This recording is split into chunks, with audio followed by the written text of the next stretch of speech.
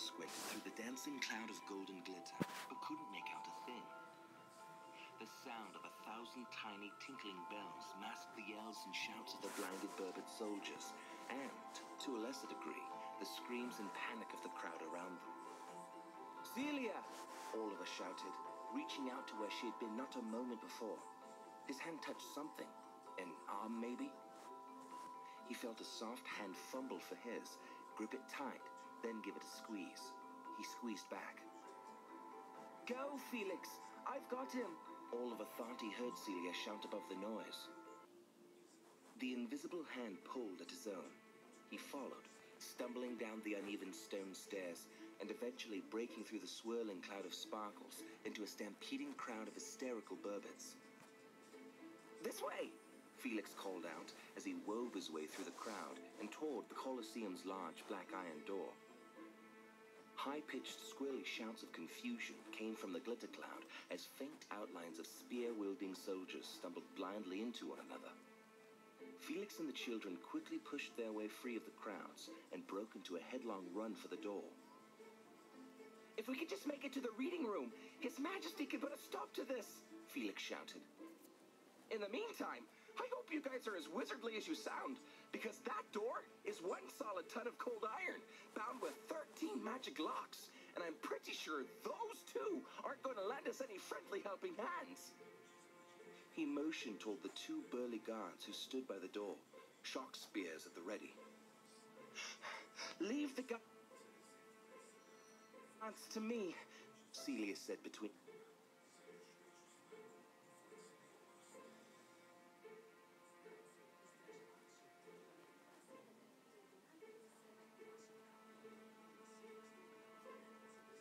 breaths. "Eugene, does that doodad of yours have a key mode or something?" Eugene looked indignant. "Of course it has a key mode," he huffed. "It's just, we probably shouldn't use it. It's got a few bugs." "What kind of bugs?" Oliver asked. Eugene grimaced. "They're kind of like giant yay spiders with bat wings, scorpion tails, and the penchant for human blood." Oliver and Celia looked at Eugene with wide eyes. He shrugged. "Yeah, it's probably best if we make the key mode our plan B, maybe even plan Z." "Well, we need to figure something out, and fast," Felix said as they drew near the door.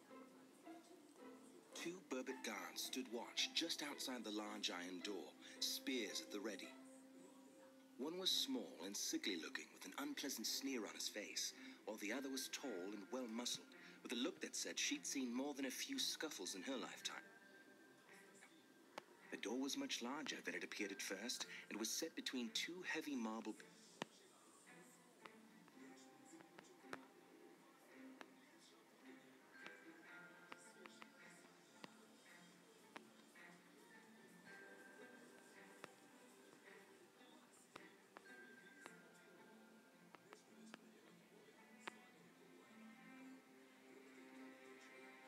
pillars flanked by sculptures of roaring lions. Ornate Burbot-filled frescoes decorated the walls to either side of the door, presumably depicting important moments from the Burbot's history. By this point,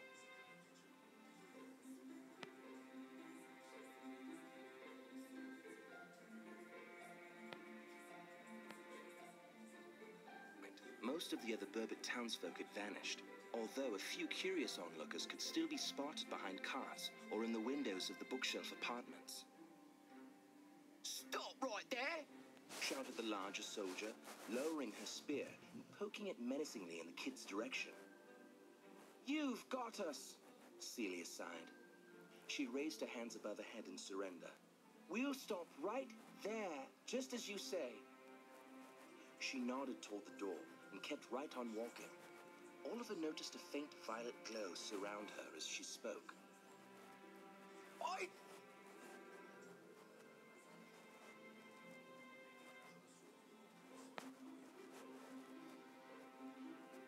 "Said stop!" the Burbot yelled, gripping her spear tighter. "You said to stop right there," Celia retorted. "How can we possibly stop there if in fact you are making a stop here?" She pointed down at her feet. The large burbot spear drooped uncertainly. She shot her partner a questioning glance. The smaller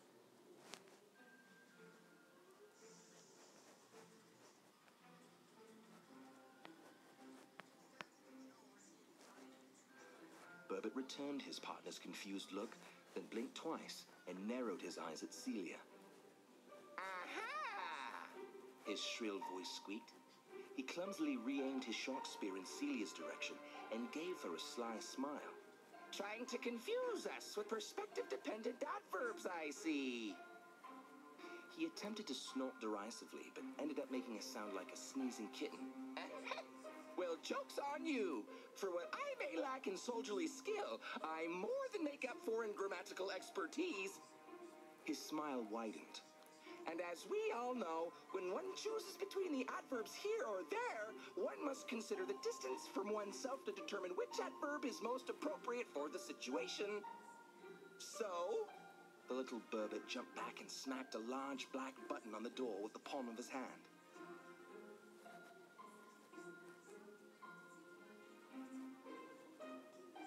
The shrill sound of scraping metal ripped through the air as thick steel rods sprang up out of the ground and formed a barricade around the soldiers and the door to the reading room. Streams of white-hot energy trembled within the hollow of each rod, giving off a deep, static hum that Oliver could feel in his teeth. Hungry arcs of electricity snaked their way across the length of the fence, casting a shifting blue light on everything around them. The children stumbled back. You can stop right there, young lady, the little soldier finally finished, flashing her a smug grin. At that moment, a triumphant cry arose from the main square as Abner and his soldiers finally broke free of the glitter cloud.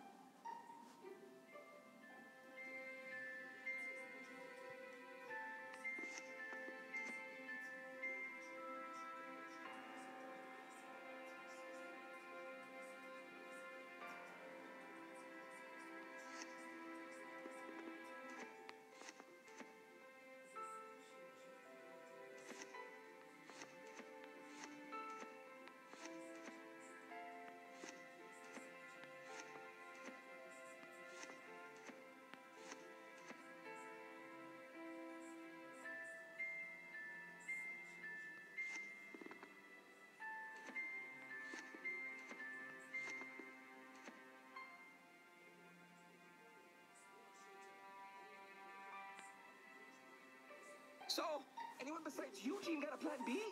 Felix asked nervously.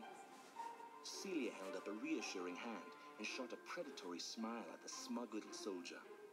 So, you want to play rough, do you? She said under her breath.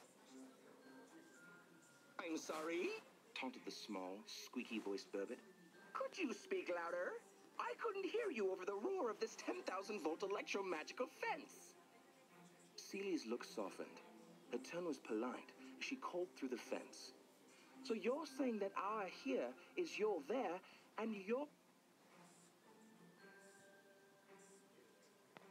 here is our there. Is this really the time for the lessons in grammatical? Celia shot Eugene a warning glare, and his mouth snapped shut. The small burbot snorted once again, reminding Oliver of a sick little kitten he had once taken care of. Well, obviously, he said. Shouts, a clamor of weapons, and the sound of running feet drew nearer. Oliver, Eugene, and Felix all shifted uncomfortably, but Celia seemed to relax. She stepped forward and slipped smoothly into her speech stance. The violet glow flared as she spoke a sing-song rhyme. It seems we can agree it's true, that there for us is here for you. That here and there we trade and share, depending on which one is where. And since we share, it makes good sense that we are all beyond this fence. They all heard a strange sound then, like the creak and groan of a falling tree mixed with the crack and tinkle of broken glass. The light around the two soldiers seemed to bend and twist, and then they were suddenly standing right between Celia and Eugene, with looks of utter surprise. Why, what? The larger burbot started. Celia cut her off, continuing her poem in a quick, firm voice. But of course, that can't be so, because we've seen and duly know that when we figure who is where, if you are here, then we are there.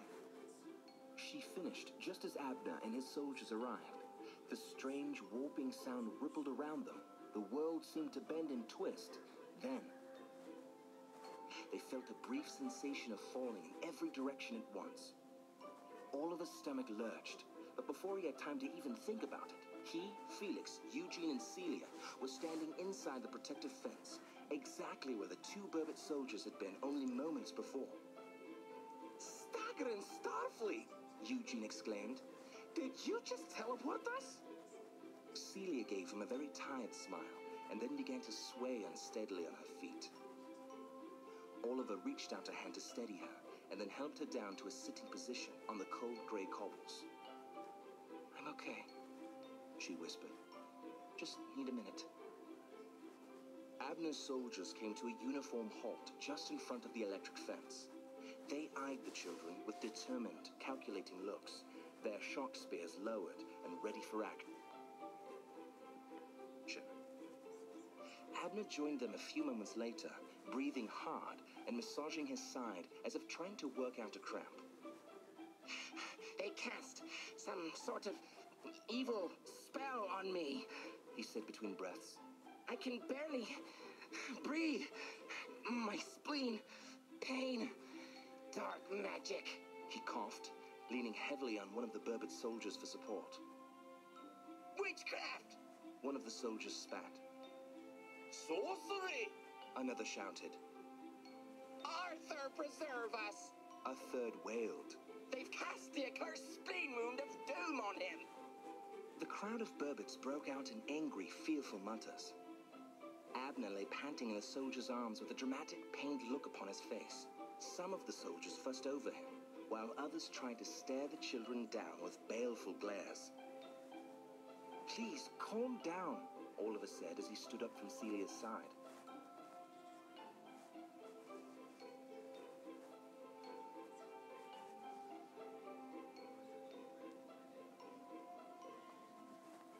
He tried his best to sound calm himself, in control, reasonable, compassionate. Basically, he tried to speak the way he thought Celia might speak to a crowd of murderous bunny soldiers, except without the help of magic. He heard the nervous quaver in his voice and hoped no one else could hear it. To his surprise, the Burbots quieted down. "Look, we don't want to hurt anyone," Oliver continued. "We just need to see Arthur. So please, could you just..." "What about Lord Abner?" shouted the small soldier/grammatist. "What have you done to his poor innocent spleen?" Abner glanced appreciatively at the soldier, and then let out an overly dramatic groan of pain. Oliver was about to give a thoughtful, compassionate response when... "Oh, come on," Eugene said. "Lord Gronypants has got the mild... He's a runner's cramp, the wee figurehead. And get your legend straight. We couldn't have cast the accursed spleen wound of doom. It's not even a spell. The histories of Atlantis clearly state it's a curse that comes from looking upon the faces of the evil worm lords of Gorgonia." There was a moment of silence as the Burbots processed this. Finally, Abner sucked in a sharp breath. "No!" he cried out. "The worm lords are amongst us! They have joined forces with Therus to assassinate our beloved king! Avert your eyes, lest they spread their accursed spleen wounds to the rest of you!" The soldiers let out a cacophony of cries as they ducked their heads and covered their eyes. "Stand strong, my friends!" Abner bellowed, pushing himself to his feet with great effort. He picked up his staff and hefted it toward the sky in an awkward attempt at a heroic pose. "Guardian Mimi Perfecto!" The top of the staff flared brightly, and then shot into the sky on a trail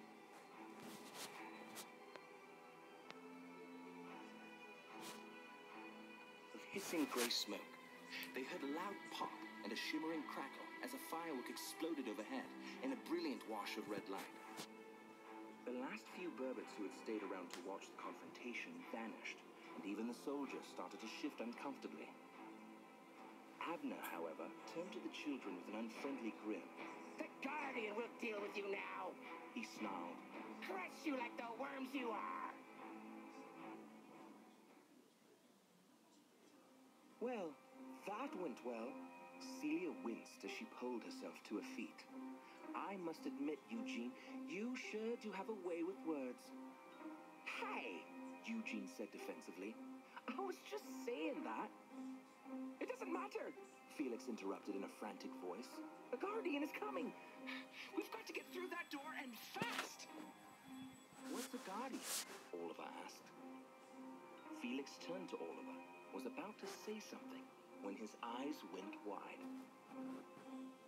A ground-shaking boom was followed by a deep, reverberating groan that made Oliver's stomach turn.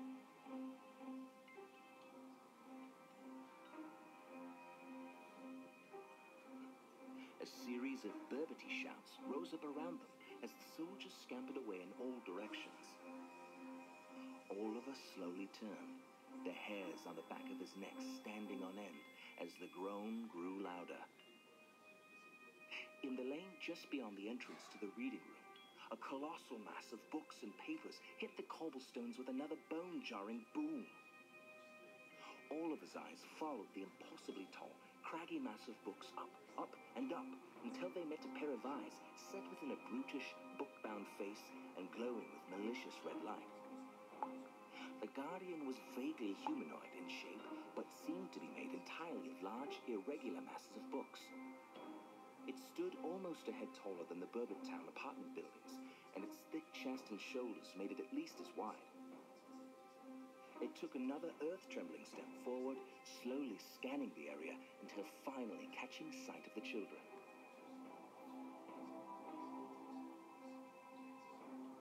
There was a brief moment of eerie silence as the monster stared at them with its impassive red eyes, taking their measure.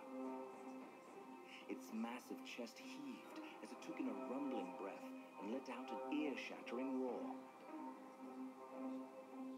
The kids stumbled backward, covering their ears. The sound was terrifying, but there was more to it than that. Oliver could feel the roar reach into him, grasping at some unseen source of strength deep within him and begin to tear it away. He gasped. A wave of nausea and confusion rolled over and through him, making him sway unsteadily. But Oliver planted his feet firmly and did not allow himself to fall. The roar ended, but its echoes seemed to take forever to fade away.